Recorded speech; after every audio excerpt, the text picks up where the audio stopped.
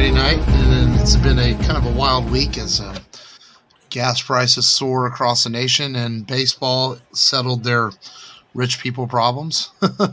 I'm glad for that, though. We will have a full season of Major League Baseball starting April 7th, so that's good. There we go. And now here in Houston, we kind of wait to see what happens to if Carlos Correa decides to stay or decides to go. My gut feeling tells me he's going to go, though. But you never know. I've been wrong before, so we'll see. But yeah. I felt like it was some positive. As a bandwagoner, I couldn't care less. Well, bandwagoner. Thanks for admitting. But I felt like it was a positive in the week of a lot of negative that baseball settled their differences and got their collective bargaining agreement done. And we'll be having baseball here soon. Because, this is that time of the year where sports kind of sucks. The NFL is over. No one's really paying attention to basketball yet till the playoffs. Maybe some people have a team in the college tournament. They watch some college basketball, but even then, so it's like this is that kind of dull time of the year where there's nothing much going on sports-wise. So it's good to have something to look forward to because as of a couple days ago, we weren't even sure if we were going to have baseball to look forward to. So I'll take it as a win. I'm happy for it. And but yeah, this is Mark. This is Matt. Long, the Bet Chum. Bet Chum. This is the Rebel Radio podcast, and thank you for tuning in today as we or tomorrow or whatever day you listen to the show. I don't know. Might not be actually today because today's Friday, and normally I don't release episodes till Monday morning, but because we're doing a current release this week, if I get it done in time, this episode might come out a little earlier than usual. We'll see how the weekend goes. I should have time. I'm on vacation as of today, so I have 9 days of not giving a fuck about work and can do whatever I want, and that's good. So, which is going to be a lot of staying home because of the high gas prices. I'm not going too many places. I know, right? I put $50 in the car last night to even fill it up. I was like, holy shit. Damn.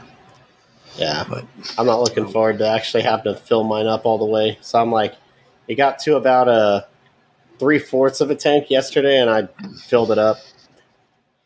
Yeah. I'm like, it looks like it's going to be like $20-something a quarter tank. Fun. Lava Rio Grande.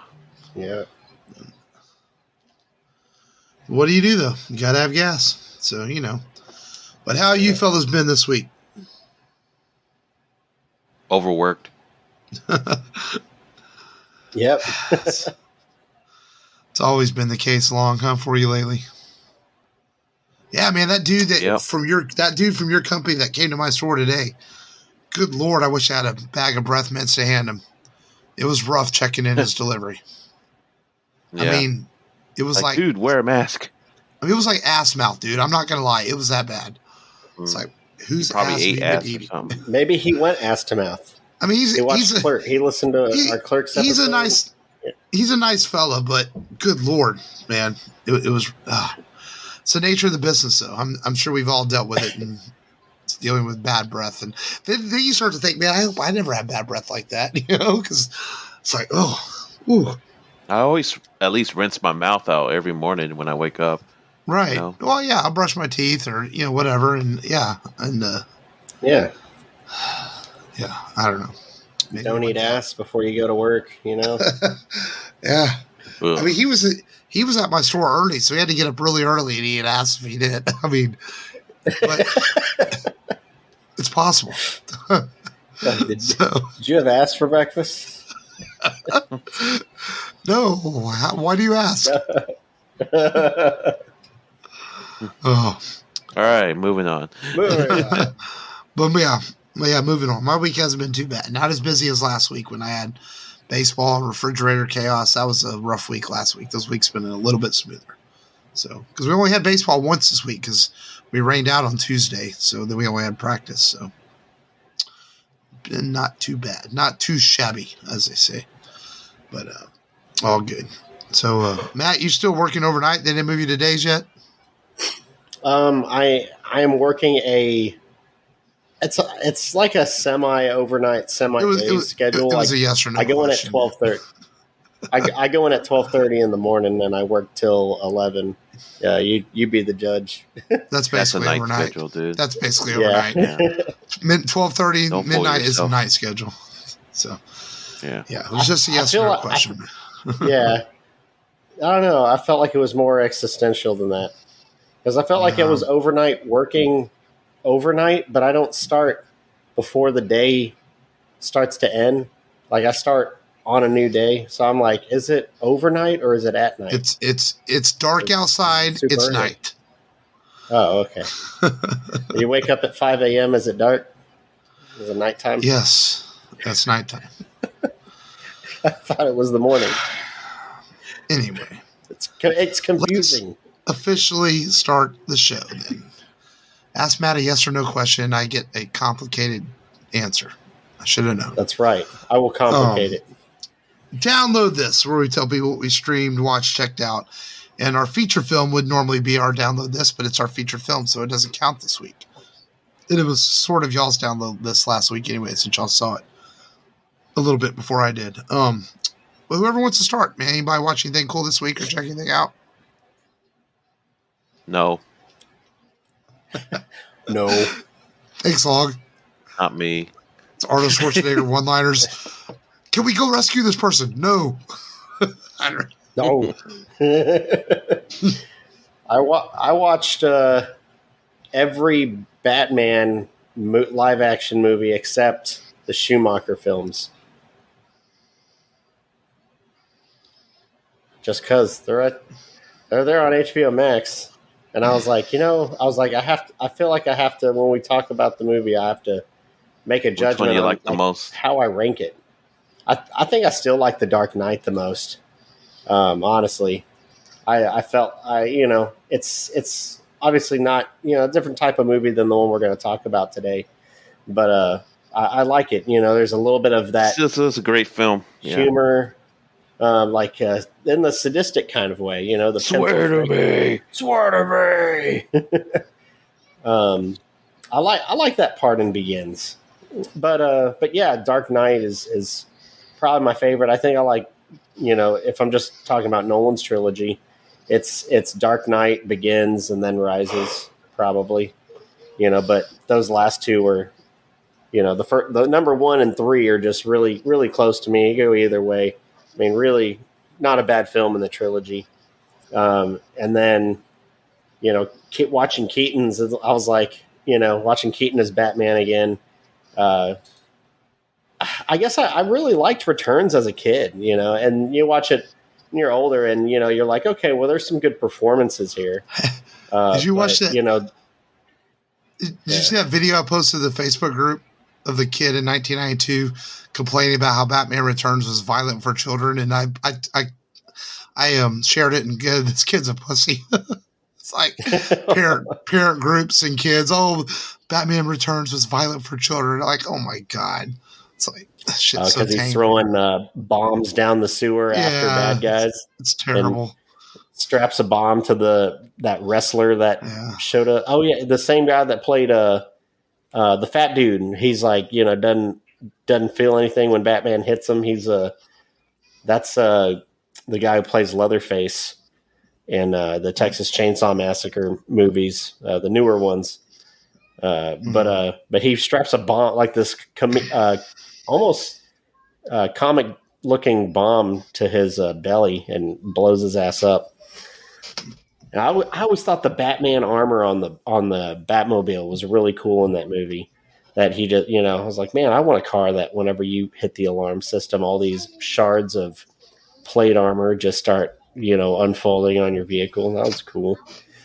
And then some of it's just really goofy, like Danny DeVito, whenever he's controlling the Batmobile, from his little Bat arcade, is pretty funny.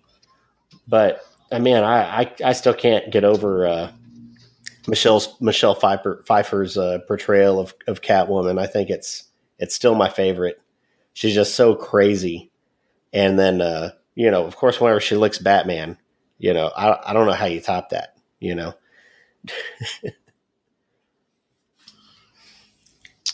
Oh, and then I watched Mask of the Phantasm. which I think was technically at least a theatrical release. It was. Yeah, for one day, I think. Mm-hmm. Or one a few weekend, weeks. right? Yeah. Was it? No, it had a full theatrical release. It just didn't stay in theaters a real long time, but it wasn't like a special release. It was actual theatrical release.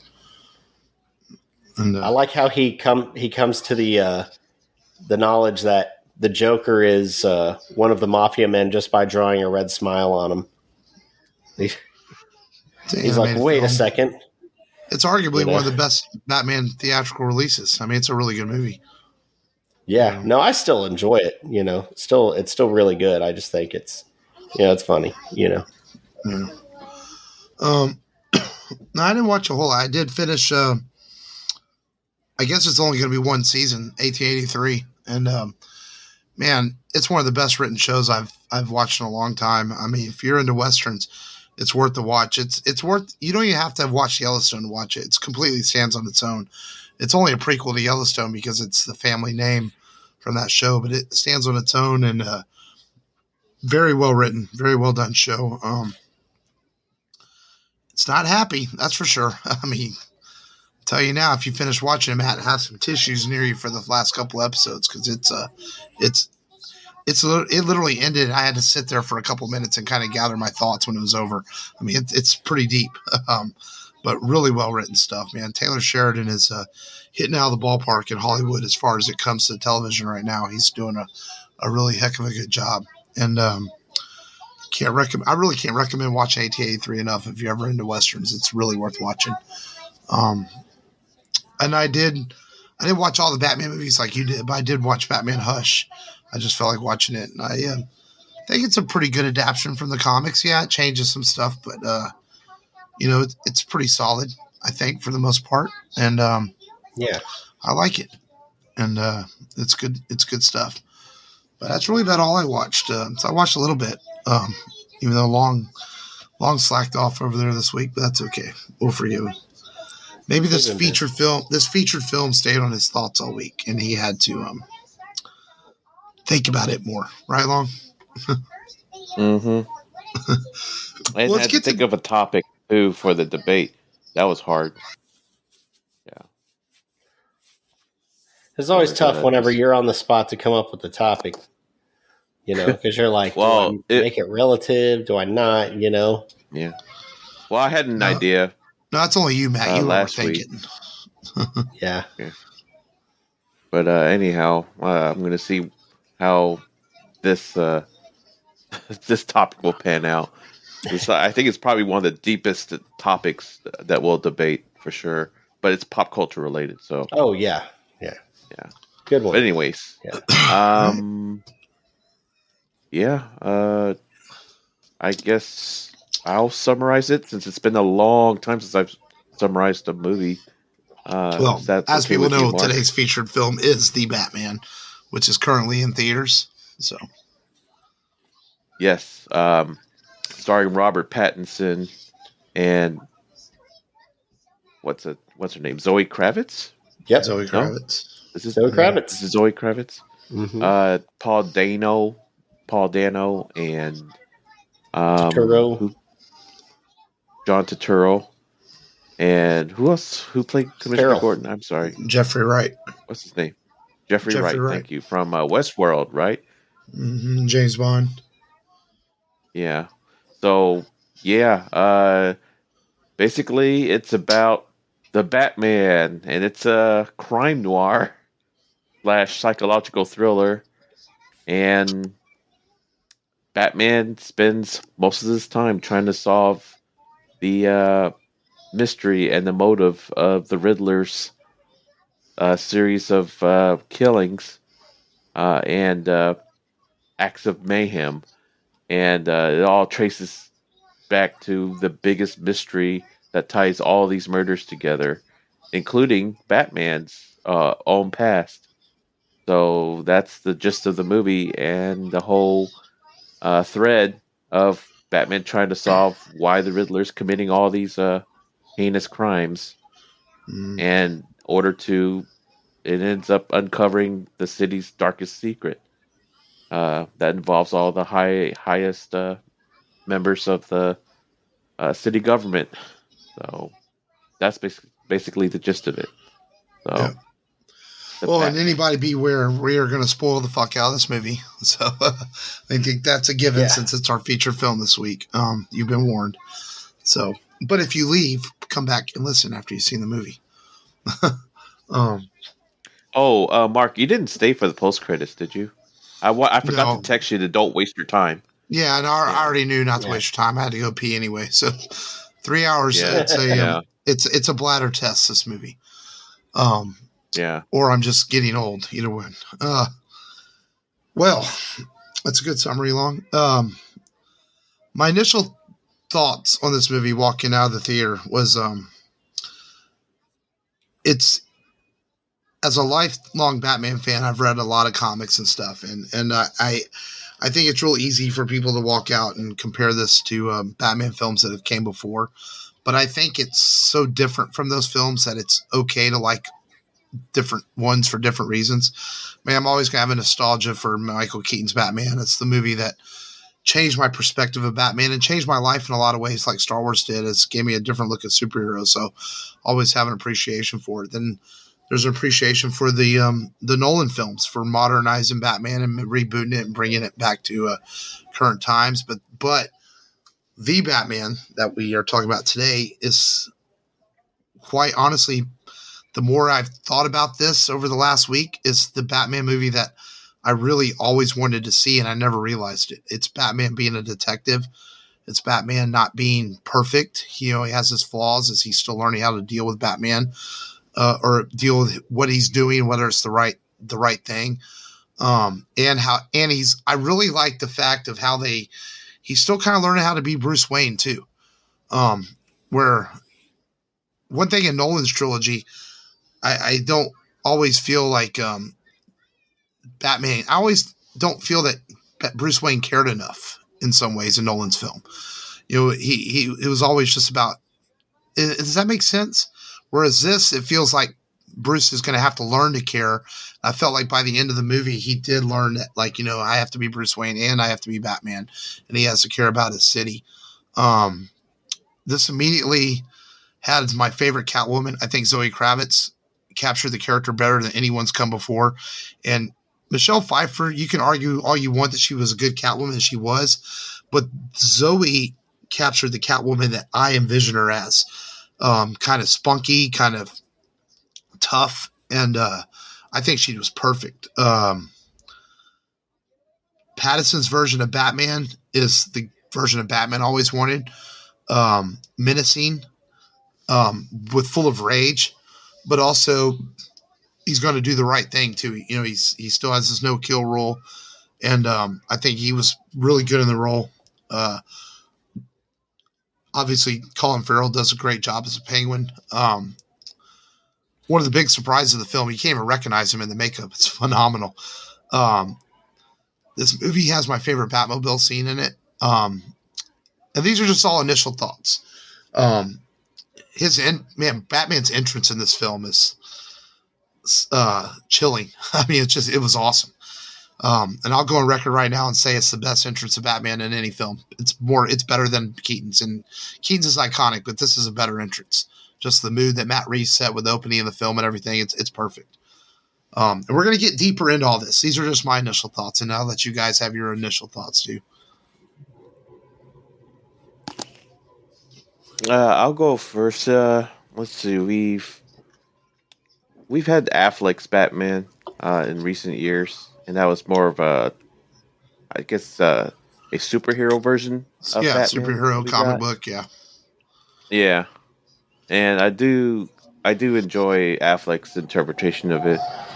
And then, well, this I knew that going into this movie, it was going to be more of a crime procedural type movie, and I really enjoyed it from beginning to end. It from the very first murder all the way through even the last frame of Batman looking up at the rescue scene of the helicopter coming down to take people away to, life lift, I guess is what they call it.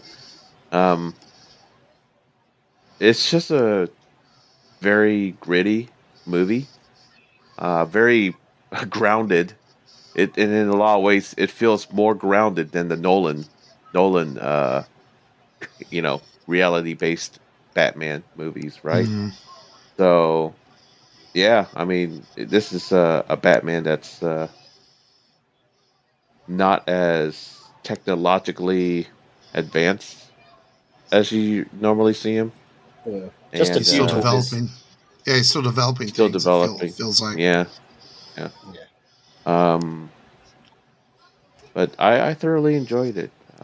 It's definitely, I think it's definitely up there with Dark Knight for sure. So those are my initial thoughts. Yeah, I like the movie for what it was like. It's a detective Batman movie. You've never seen Batman as much of a detective as this film. You had some small excerpts of from I think the Nolan films where he's like analyzing ballistics. You have the lightly irradiated bills, but you don't have like a full on like. I felt like I was watching like Seven meets Batman. That's what I felt. I felt it looked like Seven, and then they're uncovering this like mystery, and it's dark, it's gritty, it's noir, and but instead of having Morgan Freeman and Brad Pitt, you've got Batman. So I really enjoyed that aspect of it, the mystery. What are the motives? And that whole process. She call it. As for his opening scene, I mean, I thought it was good. He beats up a bunch of people. It's something I've seen Batman do, so I don't know if it has as much of an effect on me as maybe other people. It looks. But see, that's not what I'm talking about. The entrance. I'm talking about his initial entrance, where he walks out of the shadows, and the fear in their face when they see him. I mean, in the way the music's playing, it search your heart. You're so stuck in the past, Matt. It's the best entrance. No, I know it's really good music. Instead of having Zack Snyder's da da, it goes da da. It's it's masterful. You change one note, it's great. But I'm not saying it's a bad movie. Now you're being condescending now you're being condescending. I'm just being sarcastic. It's better than Keaton's entrance. It's the best entrance of Batman in a film. Yes, Mark. Absolutely. You are 100% right. No, I would say it's the most creative. I think it's definitely better than Keaton's. I did watch Keaton's movies, and yes, I agree. It's better than Keaton's. Wholesomely agree. I don't and it's agree. Like, you don't agree? I don't agree. I do. There's things I like more about what Keaton is defending in his entrance. At first I thought I was watching Batman's parents getting killed, and I was like, sacrilegious. I was like, sacrilegious calling it better than Keaton's. No way. No way. No, it's different from Keaton's for sure. I'll give you that. Yeah. No, you can't use that line on me. But it's like, if I were to say that I've never seen bad guys fearful of a Batman entrance, it's like whenever he's, blasting in on Falcone's men, and they're just like, what the fuck's going on? And, you get this notion, like, is the Batman even real? Is he a creature? Does he drink people's blood? By the time he's surrounding them for a second time, I'd say that, we have a couple, at least two performances of Batman that, I feel like he's really struck fear in people, and one may resonate more with you than the other, but, maybe I am stuck in the past, that seems like, something that is probably fair to say, but, no, I really enjoyed the film, and it's, not knocking on, Pattinson's portrayal. I do feel like he's he felt like moody teenager Bruce Wayne to me. Maybe that's, goes with just the style of film. But and not really. A lot of it's brought from the comics. Yeah. But see, that's where people, I can tell a lot. I see a lot of that on the internet. People complain about moody Bruce Wayne. A lot of these people haven't read a lot of Batman comics because a lot of stuff's straight from the comics. a lot of the great Batman comics, Batman struggles with what he's doing, and he is moody, and whether he's doing the right thing. So I really don't have a problem with that. And people forget, Nolan did it too. The young Bruce Wayne scene where he goes to the courthouse and he's all moody about Joe Chill and all that. So, I mean, he didn't stick with the motif throughout all three movies, but it's in his film too. So that's a pretty common Bruce Wayne trait, though, honestly, to be kind of moody. He definitely didn't stick on it, to your point. You know, from there he goes, okay, I have to move on from this. I have to become a symbol. You know, and I think in the comics, Bruce tends to be the playboy part of Bruce is more along the lines of a James Bond type deal where, he might sleep around with women and stuff, but then he sends them home.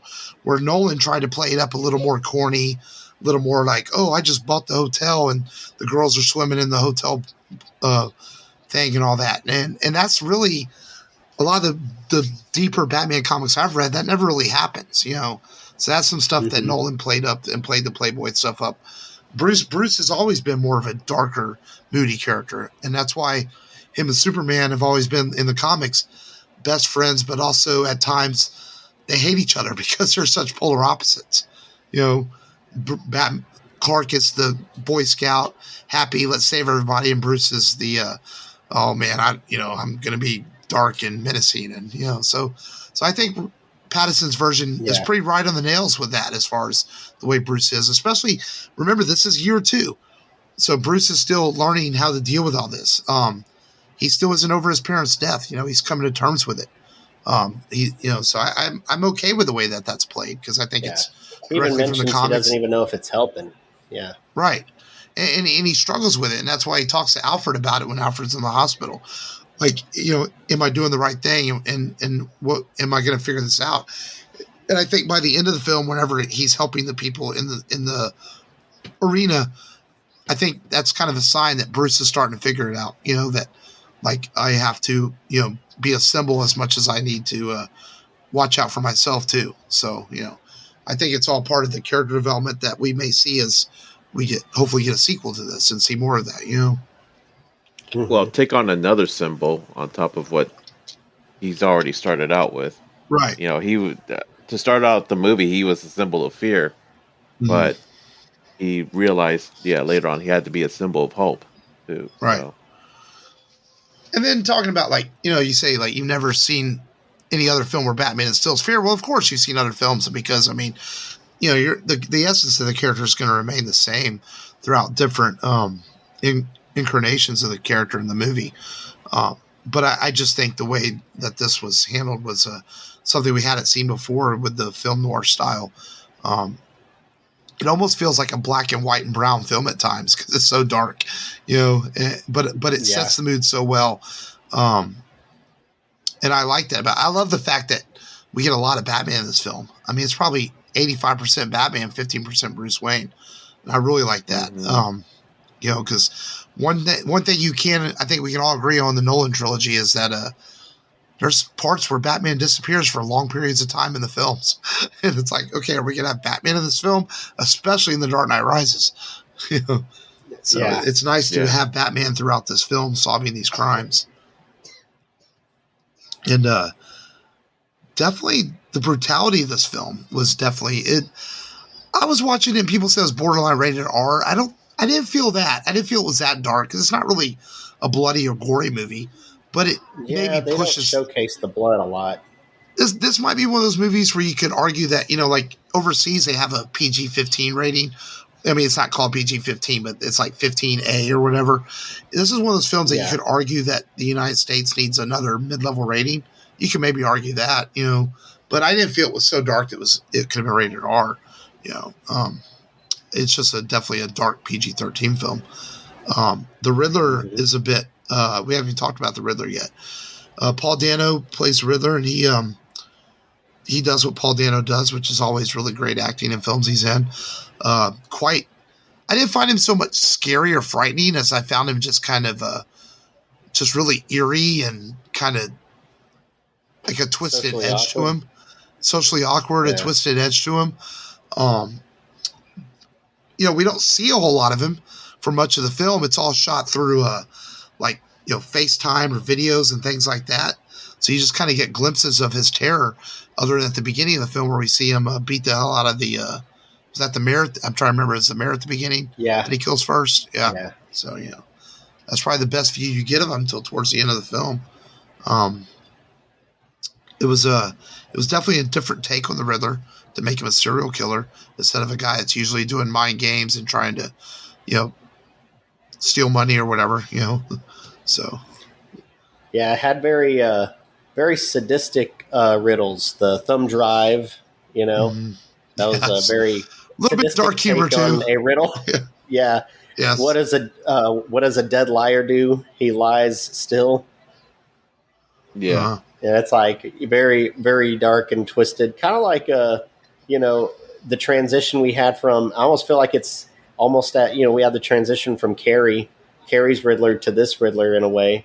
And you had Jack Nicholson, who was very upbeat, and then the transition to a sadistic type of Joker. I felt like maybe it was the same kind of same take, maybe. Yeah. Not that one performance would be better than the other. I think right. You could say there's something good about each one, but just you take it, you make it darker, and you get something different out of it. Right. Well, yeah, because I've told people that said, well, Jim Carrey is goofy. I'm like, no, he's not. He was hired to do exactly what they wanted him to do. They hired Jim Carrey, paid him $20 million to play the Riddler, and they wanted Jim Carrey. That's what they wanted. Yep. He was hired to do what he was hired to do. And that doesn't make it a bad performance. He did what he was hired for. And the same thing with Paul Dano. He was hired to make a more twisted, like you said, a more sadistic, much more mature, different version of the Riddler we had in 1993. And it's a much, much, much different movie than Batman Forever ever will be.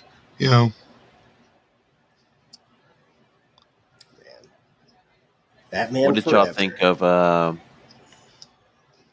What did y'all think of John Turturro's performance in this? He was good. Solid. Turturro is real known for comedy and stuff, but I've seen him do some serious stuff before, and he's always good on screen, whether he's being funny or whether he's being serious.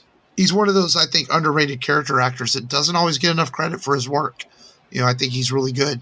And I thought he played a really good Falcone. I thought he was really – I really like that. I don't know if it's a twist in the film where the riddle was to bring the rat into the light. And then when he brings him into the light and the Riddler shoots him, I thought that was a great twist to the film that I really didn't see coming, Thought that was cool. Yeah. That Falcone was the mob informant the entire time, Yeah. So I did not expect that. I was thinking because the story leads you to believe that it's someone in the police department the entire time. Even Gordon is concerned that there's a bad cop in there, and then they throw that twist at you that they throw that twist at you that it's not a cop this whole time. It's actually Falcone is the informant, and that I thought that was really cool. That he was the rat. The rat with wings. Yeah. There's kind of a running joke in the movie. It comes with the club scene. So Batman first appears at the club, and the bouncer's like, Batman asks, "You know who I am?" And the bouncer's like, "Should I care?" Right? Yeah. And then so Batman kind of beats his way through. Right. And then the second time he appears at the club, he appears as Bruce Wayne. He says, "Do you know who I am?" And the bouncer's like, "Oh yeah, come on in." Yeah. And Prince of Gotham. The third time he appears at the same club, he didn't even bother. He just sneaks in. I like it. Yeah, he's not even there. He plays ding dong ditch in a sense, and then he just, flies right in. I don't get that reference. Who's ding dong ditch? Well, they knock on. He opens the door. The bouncer opens the door. He's not there the third time, and then he walks outside. Right. He's like, "What the heck?" And then he just he's on the top of the door and slips in. It's a nice little subtle running gag there,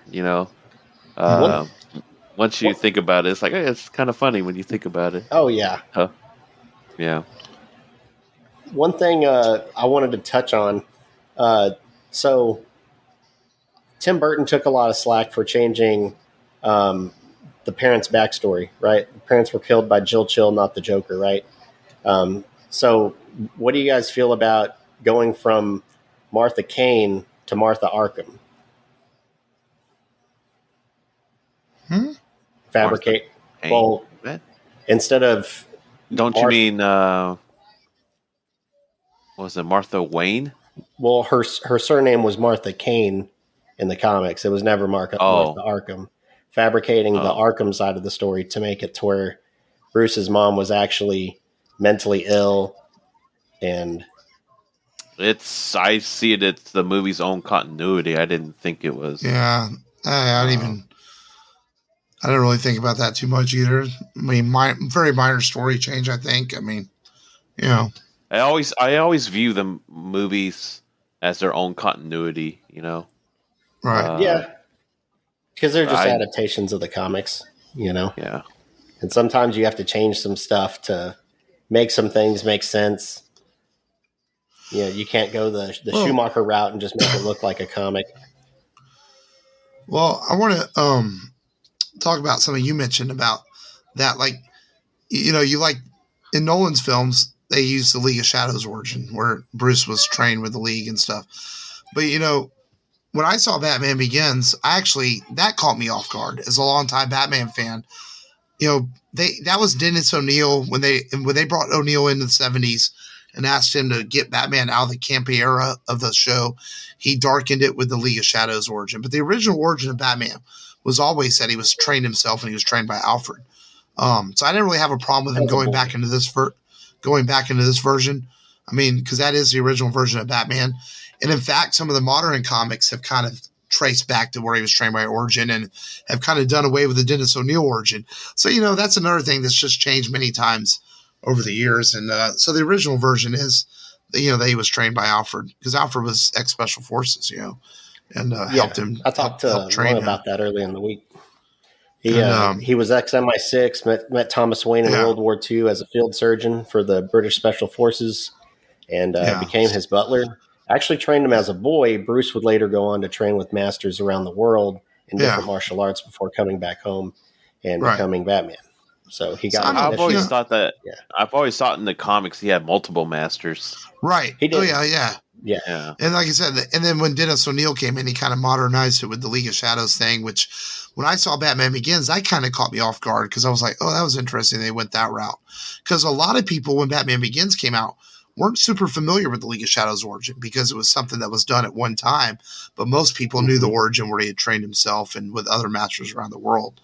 So that was, you know, I was okay with them going back to that route. Let's talk about the Penguin. You know, I thought that, first of all, Colin Farrell is fantastic in the role. I mean, Colin has always been a very good actor. He really has. He just, and he's unrecognizable in the makeup. He plays kind of a low-level mob guy in this who's answering to Falcone. Maybe not low-level, but mid-level. And because he's not really in charge of the Iceberg Lounge yet.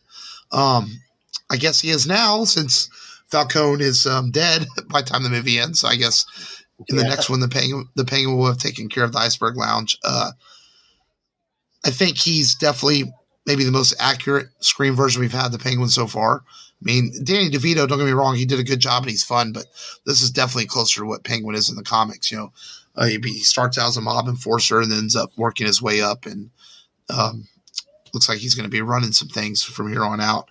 And he's arguably involved in the most badass scene in the movie. I don't necessarily think that the Batmobile is better than any of the other Batmobiles, but when that engine comes on, and it's just like you knew what was fixing to happen as a fan, and it was freaking awesome, you know. And that whole sequence is this, from the cinematographers to Matt Reeves' direction. It is shot fucking awesomely.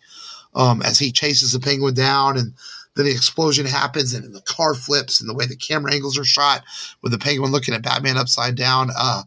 That was, when they say a scene gives you chills in the movies, that was one of those type scenes. I thought it was I thought it was gonna be hard to top the truck flipping fighting the Joker in The Dark Knight, but man, this might be one of the coolest Batman scenes in any of the Batman films. It was awesome. It was an adrenaline rush, and trying to squeeze in between cars, and then you get the POV shot from the back thruster. I feel like that's one thing if you're looking for a constant in Batman films. Every single Batmobile has that rear thruster on the back, and it's like I felt like this one. I think only in this one in the Tumbler it was actually looked like it was functional. In the Keaton films that I watched earlier in the week, I was like, he's got the rear thruster on. How come these Crown Vics are catching up to him, man? Right. Like, does that thing even work? It also could be a process of it also could be a process of filmmaking in 1988-89 compared to 2020-21 when Batman was filmed. Yeah, film techniques are a little different. Yeah, while I do appreciate the car chasing in this film for its intensity and for its visceralness, I'd say. Mm-hmm. I still think that my favorite Batman car chase sequence is the Dark Knights. For me, that's a pretty.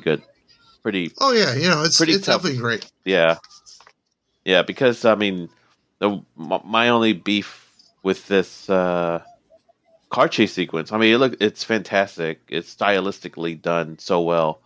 I just don't have a sense of, I guess, wide angles.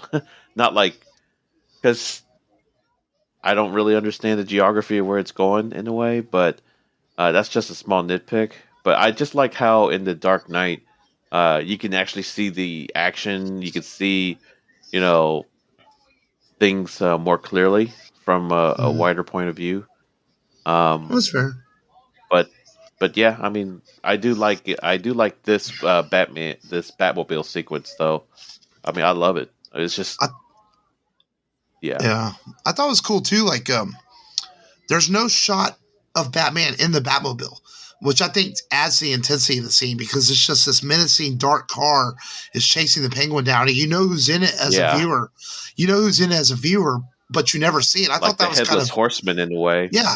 I thought that was cool because there's always shots in all the other films where you see Batman inside the Batmobile, and I thought it was a brave and cool choice for Matt Reeves to shoot it without ever seeing Batman inside the Batmobile. So I thought that was neat. It gave it more, like you said, it's menacing Headless Horseman chasing down the Penguin, and then Colin's acting whenever his car flips over and he sees the Batman walking up to him. It's almost like you can almost feel him shitting his pants. He's like, "Oh shit, I'm screwed." It's like that fear he had when. And that was great. Catwoman, man. I from reading comics like Batman Year One and Hush and The Long Halloween, man, I think Zoe's version might be the closest we've had to how Catwoman is in the comics.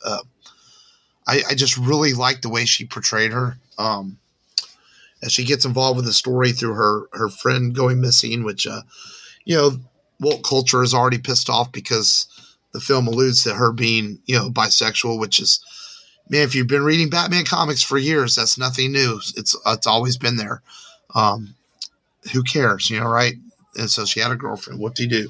And she goes missing, so she gets involved with the case and helping Batman. Yeah, she likes the cat. And I thought she was great. She had a sexiness to her, but also an edge and a toughness. And she was involved with, as we find out, that Falcone was her father. And that's another story change they made for the comics. There's nothing in the comics that ever indicated that Selena Kyle's dad was Falcone, but they did that in the movie, and I was okay with that. It gave her a little bit more of a backstory to set up the continuity in these films. And I don't know what you guys think about Zoe. I liked what's her name in The Dark Knight Rises. Like, she was good, but she didn't feel like she never really did a lot of Catwoman stuff, and Michelle Pfeiffer probably overplayed the Catwoman stuff. But I think Zoe, she was like Catwoman the burglar. I think Zoe found a good mix, and I think she was perfect. Yeah, she definitely looked like she fought like Catwoman, like kind of those sleek. I like to apologize for all the Halle Berry Catwoman fans here. I know, right? For her being snubbed. No, joking. Are there any Halle Berry Catwoman fans? I mean, that thing deserves the 4%. I would hope people. I would hope there's not. That's arguably the worst DC film ever. And I wish she had some better support in that movie. I really wish it was better, because I think Halle Berry could have been good. With a good supporting cast around her. But it's kind of like, take your pick. I mean, I don't think there's a bad Catwoman performance between Pfeiffer and Zoe. And I think, you're probably right about her being closer to the comic book adaptation versus, Michelle. Hers is more of a theatrical one and an iconic one. And, both are good. Pick your poison. But I like Zoe's performance. I think she's solid. She felt like the animated version of Catwoman that I've seen in the DC movies as of late. That's what I felt. That, like the one from Hush.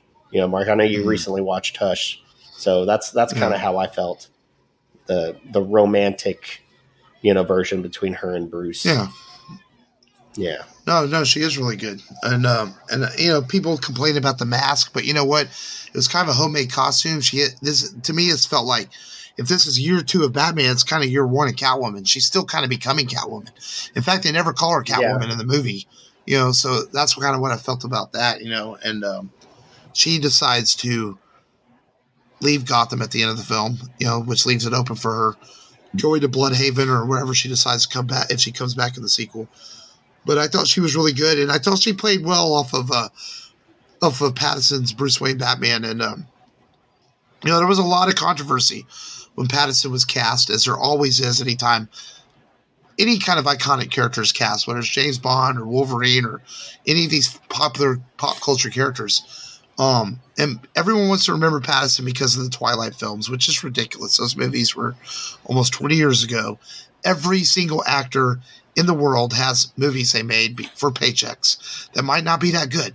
And that doesn't mean they're not good actors. And one thing I thought that Pattinson did a really good job on was I thought he played the part very well. I loved how he chose to take the Michael Keaton route, where he just lowered his voice an octave when he played Batman instead of doing the I'm going to sound like I'm choking on something Christian Bale version.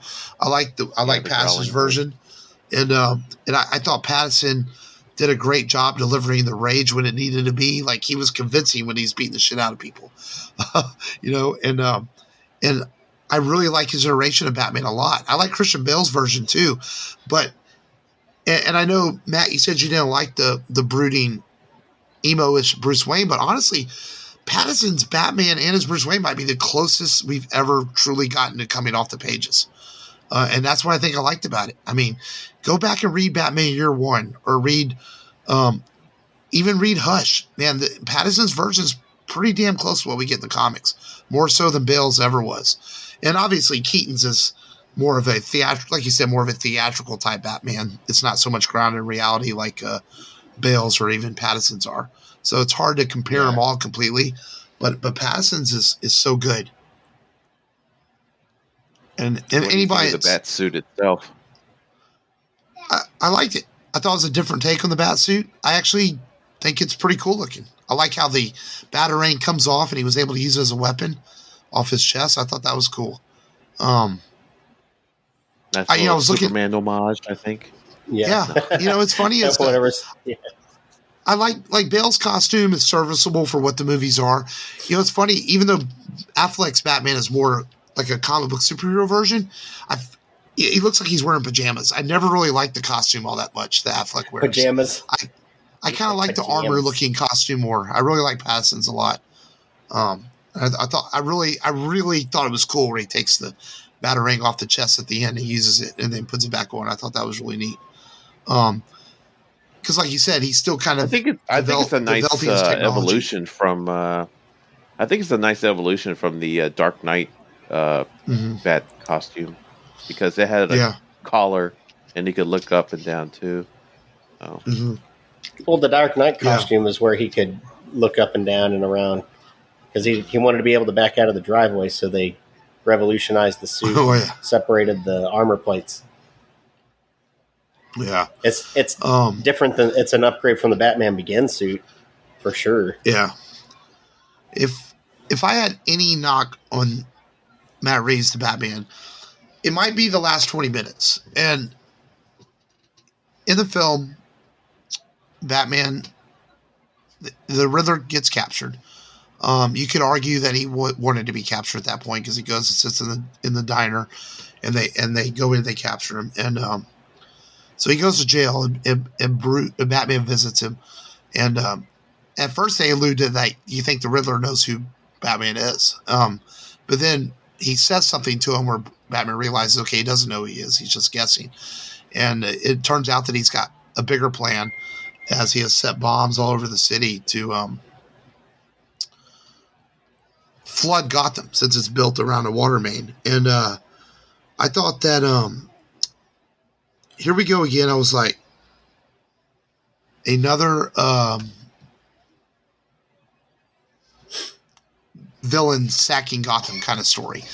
And that kind of caught me off a little bit. And you have these Riddler clones, and they all attack Gotham Square Garden, and Batman has to stop him, and he saves the day, and he uses some sort of adrenaline device to get himself back up and save Catwoman at the end of the movie there.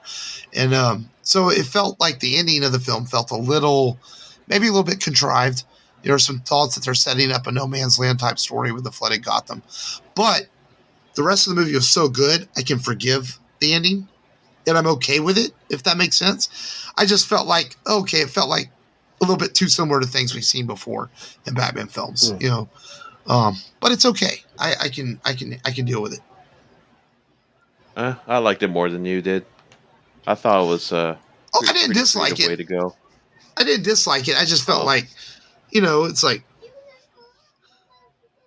I don't know. I just felt like it was more than destroying Gotham. I was fine with the Riddler followers and all that. It was just more like the flooding Gotham. Like, man, we've seen this before, a villain trying to destroy Gotham, but it's okay. But what makes up for it is the story of the deeper criminal activity in Gotham that went all the way to Bruce's parents. I think that added element in showing how deep that the mob went in the city kind of makes up for that, because I thought that was an interesting twist to add to the the legacy of Wayne's parents' murder and their family and all that. So I thought that was cool. And we haven't even talked about Jeffrey Wright. I think Gary Oldman's fantastic as Gordon, but Wright is really good too. I really like Jeffrey Wright in the role.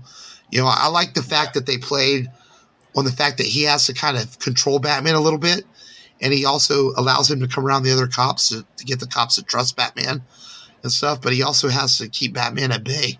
And I really thought that was neat, and a different take on the relationship that we had seen before in films.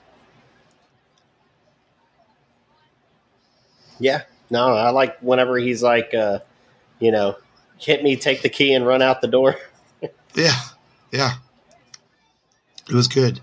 And overall, though, man, I think that it's okay to like every iteration of Batman, because there's something I like about the 80s, 90s versions, Adam West, the Nolan versions, and now this one.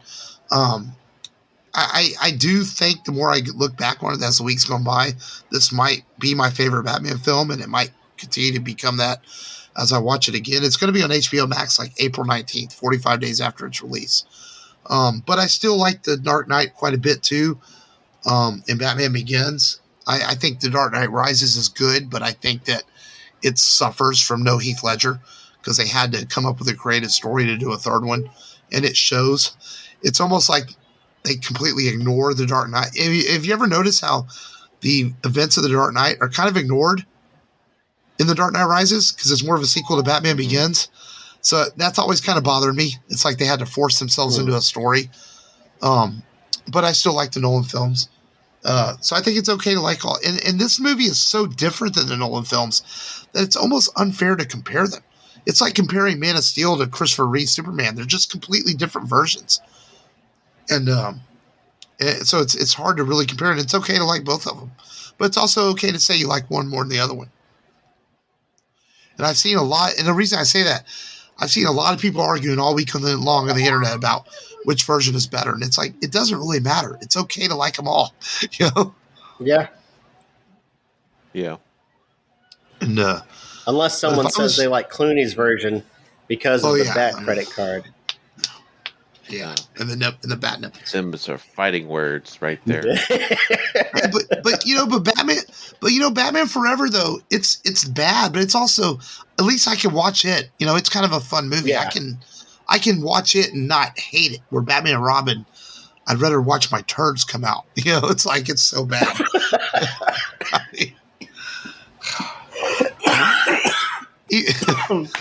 Sorry, Matt.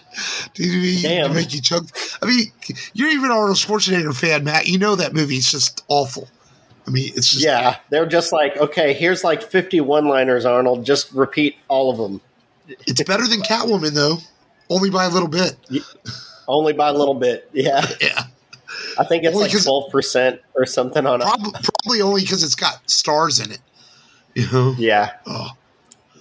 Uma Thurman. I mean, I won't judge, but real quick before we rank the Batman, where does the Batman stand right now as far as your favorite Batman films? Third or fourth? Third or fourth? It would. Yeah, I think I'd at least put Dark Knight and Begins in front of it. For me, it ties with Dark Knight, and then Keaton is second. The 89 Batman is second, and Begins is third, and fourth is Returns for me. So yeah, I put it up there with Dark Knight. I'm kind of tied with Dark Knight, but I really kind of liking this a little bit more just because it's the Batman I always want to see on screen. I think this one's going to really grow on me the more I watch it. I love the musical score in this one. I think it was fantastic. I thought Batman's theme was really good. There's just so much as I thought about over the last few days, I really like. But I liked The Dark Knight a lot too. I'd probably put Batman Begins right behind The Dark Knight. You know, so I'd say the Batman just by a slight edge, then The Dark Knight. It's almost like 1 and 1.5 for me. The Batman Begins, and I do like Michael Keaton's Batman because I grew up on it, but like, it's hard for me. I think I have an appreciation for it, but it's hard for me to put it real high up as far as ranking as the years go by because you see the flaws in it, you know, at times. But it's got some great stuff going for it too. It's got a great bat suit, a great Batmobile. The art deco done in that film, good art direction. Yeah, it's pretty phenomenal. So so there are things I like about it, and I'm looking forward to seeing Keaton return in the suit, which we're going to talk about here in a little bit. We talk in the news, but if I had to rank the Batman right now, I'd give it an A+. I thought it was fantastic. It's definitely. I give it an A+. Yeah. A+ in my book. Yeah, shot really well. Same cinematographer from The Mandalorian. Matt, your boy Ben Shapiro hated the movie. Yeah, I saw that, and I'm like, he was just like too. There's one thing I do agree with him though. Colin Farrell, I think, was the best performance. He's just unrecognizable. Can't even tell it's Colin Farrell, and just like him hamming it up in the car chase scene was just really fun. I thought he was like the fun part of the movie, even though he's like diabolical. I just felt like he had the strongest performance. That's probably the only thing I agree with Shapiro on. Well, he stole some scenes. When I walked out of it, I didn't feel anybody had a weak performance. I felt the movie had strong performances throughout the whole thing, honestly. No, that doesn't mean that everyone else is weak. I'm just saying that, I felt like his stood out the most to me, Yeah. Yeah. Colin's always, like I said, good. And we've got some Colin news coming up too later. But before we get to the news, I guess it's time for this week's Duel of the Nerds. I am on a win streak of like 3 weeks in a row. I'm kicking ass. Yes. And or we're letting you win. That's no. Did you just foreshadow that I'm going to lose no matter what today? Man. long loss last week, so he gets to pick the topic and host this week. All right. I picked this week. This week's topic between Matt and Mark. And the topic is, should Batman kill or not kill? I picked Matt to be pro-kill Batman, while Mark is no-kill Batman. So since Mark won last week's debate, he can go first to defend his position first.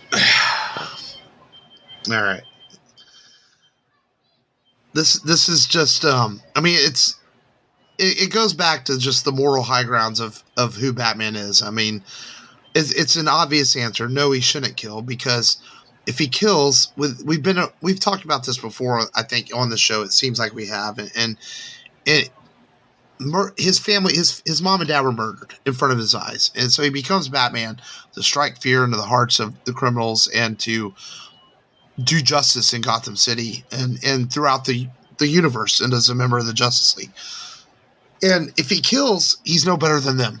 I mean, this discussion has happened so many times. He's had it with Robin, where Robin has suggested to him, if you would just kill him, we would be done with the Joker. He couldn't kill more people, or the Penguin, or the Riddler, or whoever he's fighting.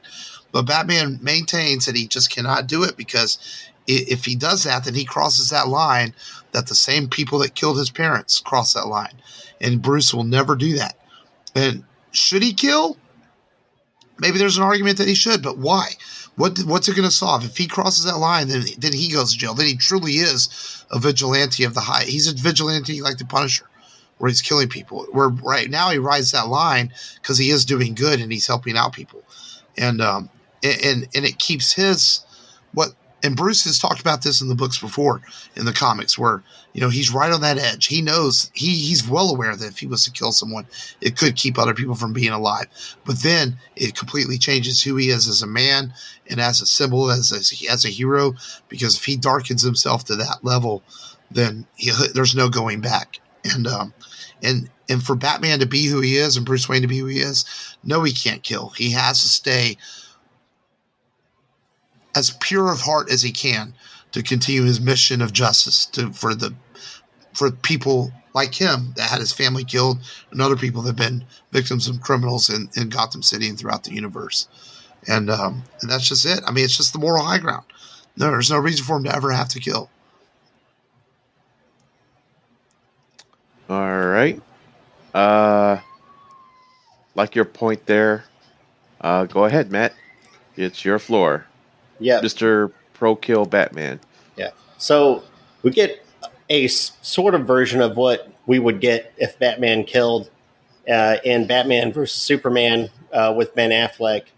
And, I think that this is a better version because, yes, there is a moral high ground. And it's cool to say that you can raise your pinky and, but when I enact violence, I don't take a life because I am morally superior than thee. But let's just take the Joker, for example. Out of 161 comic appearances, the Joker has broken out of prison and subsequently killed 140 people as a result of Batman's inaction to end his evil life as it stands. So how many of those lives are actually Batman's fault because he didn't kill? Like a bartender is arrested because they overserved someone and allowed them to go out into the world where they could possibly go harm. I think Batman deserves to do time for those 140 deaths that he allowed Joker, knowing that he was just going to walk out of jail and kill innocent children, women, you name it. Maybe some people deserved it. Maybe he killed some, rapist out there or some guy that liked George Clooney's Batman. Who knows? But, it still stands that he knew this guy breaks out of prison all the time. And what happens when Joker breaks out of prison? He takes fear toxin and kryptonite, mixes it, and causes the fucking injustice storyline. where Superman's evil and we live in the reign of the Supermen. And not only that, he created the Oracle because he shot Barbara Gordon through the back, caused her to be paraplegic, and now Batman can't hit it no more like he did in the beginning of the new Killing Joke we got. So it just causes all kinds of problems, So he should kill because that's what the bad guys are going to do anyways after they break out of jail. They're just going to cause more victims. End the victim strain. So you're pro-kill. Well, Pro-kill. First off, I'm going to, in my rebuttal. Go ahead, report. I'm going to call, I don't know what the plead, the whatever, but you have to throw out anything about injustice because that's a fake storyline. So it doesn't count, so you can't use that. But the Joker is even asked Bruce, why don't you end me? Why don't you end the torment for both of us? And Bruce says, believe me, I've wanted to, but more than anything, but I won't, because if I did, I'd be violating the belief that sustained me through all these years. And I believe in the absolute sacredness of human life. And that's what it means to be a superhero, is to value human life. And Bruce has also talked about how he has understood that what the Joker has done has cost lives, but he has to live with that every day, and he uses it to go out there and save other lives the best he can, and that's why he won't kill. He understands that, yes, by not killing this guy, other people are going to lose their lives, but it's like any war. He has said it's part of war, it's part of battles. Unfortunately, people are going to die, but I can't take one life just to save others, because then it makes me, again, no better than anyone else. And dear God, what are you doing? And that's just it. He cannot do it no matter what. One life does not mean giving up his beliefs and what he believes in. Yeah, that one life of the victim he could have saved, the Joker's next victim, not worth giving his moral system up. Sounds about right. Sometimes you have to give up your moral system in order to do true justice, like Ra's al Ghul would. Ra's al Ghul knows what's necessary. But he's a villain. Yeah, I know. But, Batman can learn from his villains. Batman's even funded Bane in some aspects to take over other criminal overlords. Now he's had to go back and fight Bane. But his moral fiber only protects one life, and that's the life of the Joker or Scarecrow or any of these other, horrible supervillains that, prey on fear from the innocent. And honestly, it's like these thoughts and prayers argument. It's like, oh, but I feel for these victims. Well, you're creating more victims by letting this guy live. It's like, do something that's actually going to stop the destruction of more lives and more torment. I think his minute is up long. Yeah. Yeah. All right. You got longer, but oh well. I actually went less. I was timing it. I actually went 53 seconds on my rebuttal. Yeah. Oh, I forgot I was supposed to keep time, huh? Yeah, it's close enough. Close enough.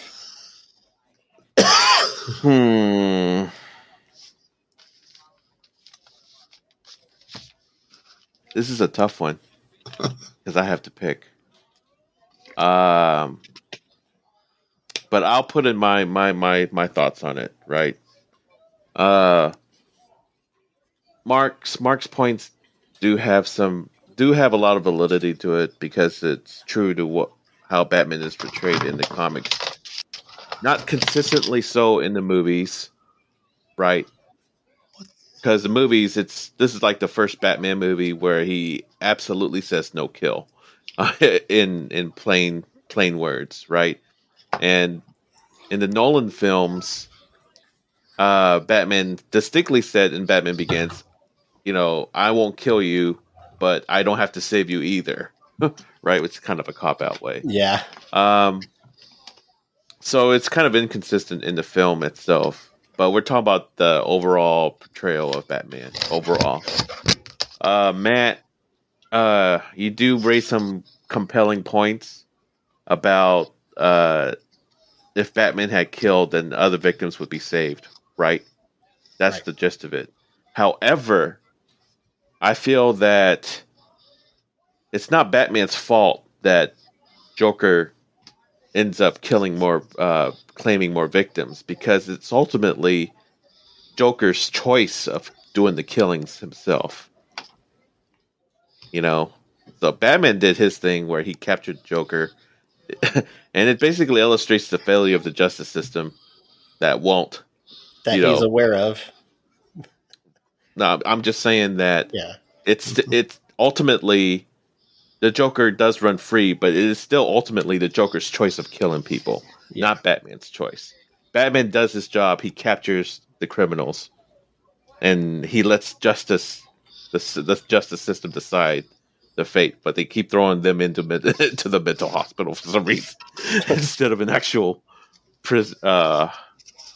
Prison. But it's always the perpetrator that does the killing, right? That the responsibility should always be on the perpetrator, and Batman may have some indirect involvement, but ultimately he did his job.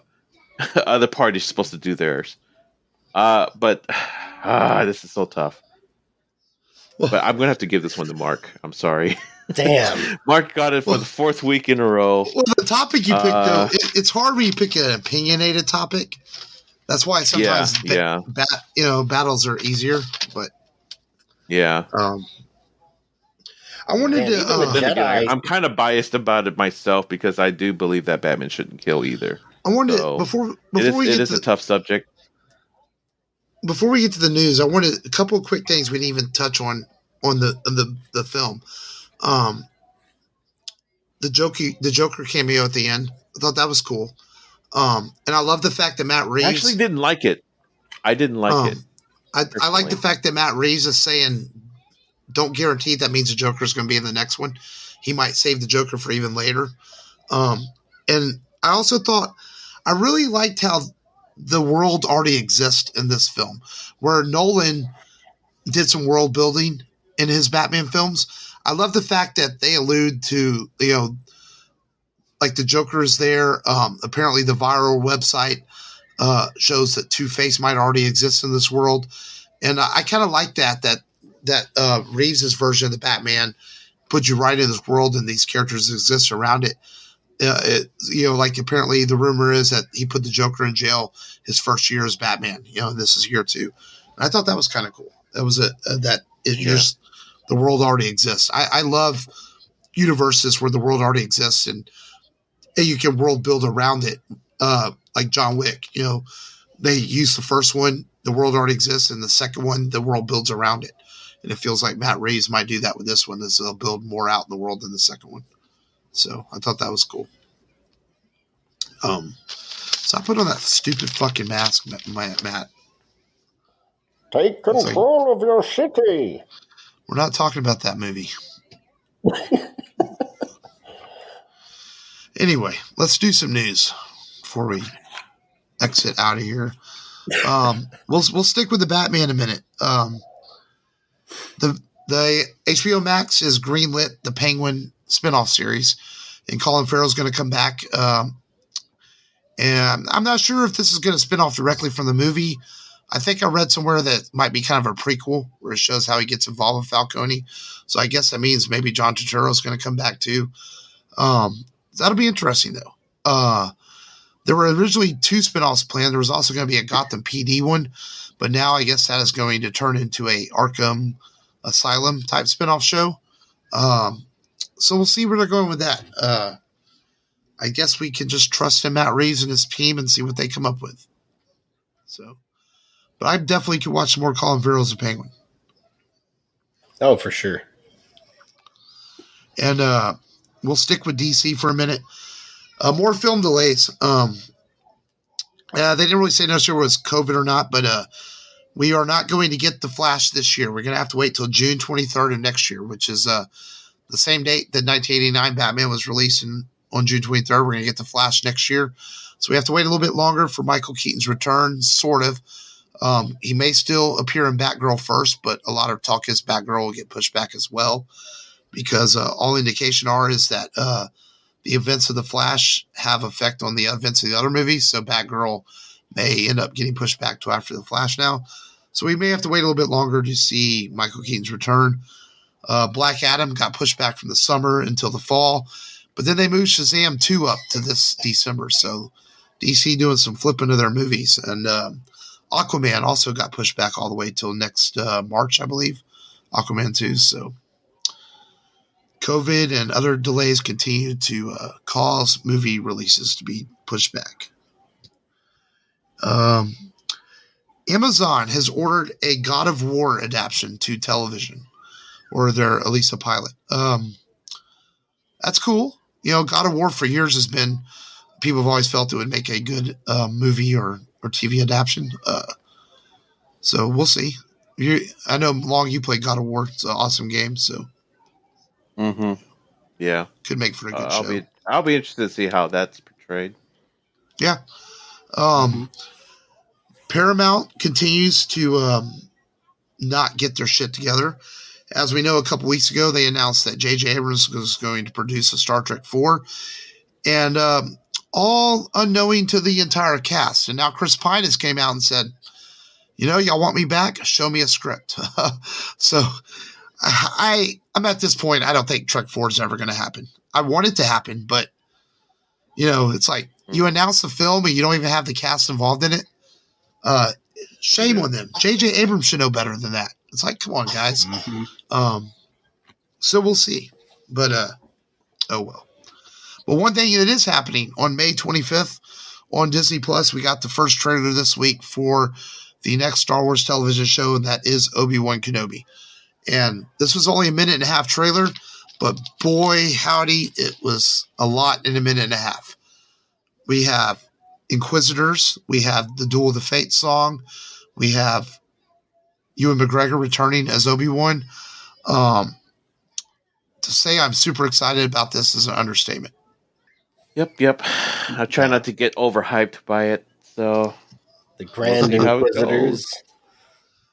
Yeah, I thought it was cool. The looks like a kid Luke is Obi-Wan's. Keep an eye on him. Yeah, man. We know Darth Vader's going to be in it. Yeah, I mean, I think this is one of those things that Ewan McGregor doesn't do unless he knows it's going to be good, and I'm excited for it. So, a couple months away till May 25th till that comes out, and so we'll see. That's all the news. Before we get out of here, man, let's preview next week's film as we a couple more movies this month, and then April is always our theme month, one of our 2 theme months we do for the year usually, and I got outvoted for this year's theme month by you fucks, and I actually don't have a name for the theme month yet, but it will involve comedies. That's all I'll say, and I'll come up with some clever name for the theme month here in the next week or so. April Fool's month. But next week's movie is a movie that it almost is. It's a part comedy, part science fiction, but it's a hell of a lot of fun movie, starring Will Smith and Tommy Lee Jones, and we're going to cover Men in Black on next week's show. We work for a highly funded yet unofficial government agency. We'll take it from here. Who the hell are you? INS Division 6. There is no Division 6. Our mission is to monitor extraterrestrial activity on Earth. You're all here because you're the best of the best, and we're looking for one of you. Hey! What's up? I want to get some coffee. You want some coffee? No, thank you, I'm fine. Hey, fellas. You guys get along all right? All right, I'm in. From now on, you will have no identifying marks of any kind. You are no longer part of the system. We are the Men in Black. You know what the difference is between you and me? I make this look good. Series 4 deatomizer. That's what I'm talking about. Noisy cricket. I feel like I'm gonna break this damn thing. Oh, it gets better. Dad, we have a bug. Unlimited technology from the whole universe, and we cruise around in a Ford POS. Fasten your seatbelt. See, now we got to work on your people skills.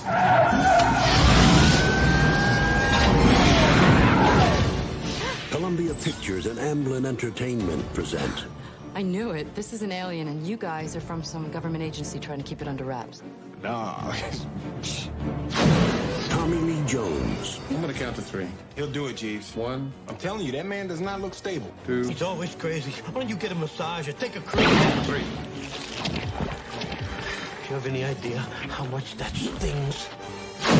Will Smith. What the hell are you? Your world's gonna end. In a new film from the director of The Addams Family and Get Shorty.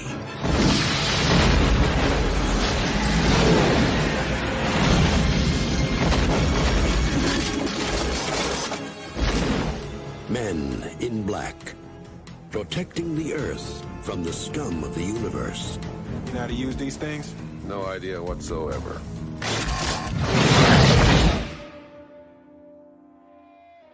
This is a good movie, based on a comic book as well. Will Smith at the top of his game back in the day when he was making his movies were making millions of dollars every film that came out, and the always good on screen Tommy Lee Jones. So that'll be a fun one to talk about on next week's show. I'm looking forward to it. I don't know if it's streaming anywhere, but I bought a cheap copy off of eBay for like $4, and it showed up at the house the other day. So because I didn't have a copy of it, I thought I did, but I guess not. But Men in Black on next week's show. But and Vincent D'Onofrio. Yeah, that's right. I forgot he was in that. He plays like the bad guy or something, or like the bad guy gets taken over by an alien or something like that. But yeah, that's next week's show. And until then, go to rebelradiopodcast.com for all your Rebel Radio needs. Go see The Batman if you haven't, and come back and listen to everything that you missed if we spoiled things. It's a truly great film, and hopefully it's a sign that cinema is going to start slowly coming back as we get closer to the summer months. But until next week, this is continue to stay safe. This has been Mark. This has been Matt. This is Long, the Bat Chum. And remember, as always, just go there and do it.